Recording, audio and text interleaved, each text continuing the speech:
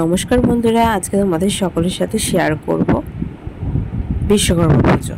তো বিশ্বকর্মা পুজো এবছর 2024 সালে কবে পড়েছে? 17ই সেপ্টেম্বর পড়েছে অবশ্যই, কিন্তু আমাদের 17ই সেপ্টেম্বরও পুজো করা যাবে, সাথে 18ই সেপ্টেম্বরও পুজো করা যাবে।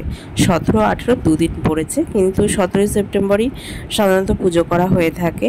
কিন্তু এই সময় কোন সময়টা তোমরা পুজো করবে আর কখন শুরু হচ্ছে কখন শেষ হচ্ছে সেই নিয়ে এই ভিডিওটি। তো এটাই বলবো সকলকে, স্কিপ করে কেউ চলে যেও না, সম্পূর্ণ ভিডিওটা দেখো, আশা করি তোমাদের কাজে লাগবে। তো ভাদ্র মাসের শেষেই সংক্রান্তিতে আমাদের এই পুজো করা হয়। অনেকের এরকম পান্তা খাওয়ার রিচুয়াল আছে, ইলিশ মাছ ভাজা, এই সমস্ত অনেক রকমের রীতি রেওয়াজ যেগুলোকে বলা হয় অনেক রকম রয়েছে। তো মেন হলো 17 তারিখ 11টা 5 মিনিট থেকে 18 তারিখ দুপুর 2:23 মধ্যে কিন্তু এই বিশ্বকর্মা পুজো করতে হবে।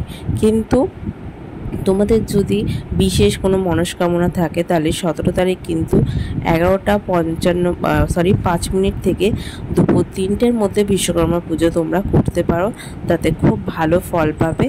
আর এটাই হলো শুভ সবথেকে সময়।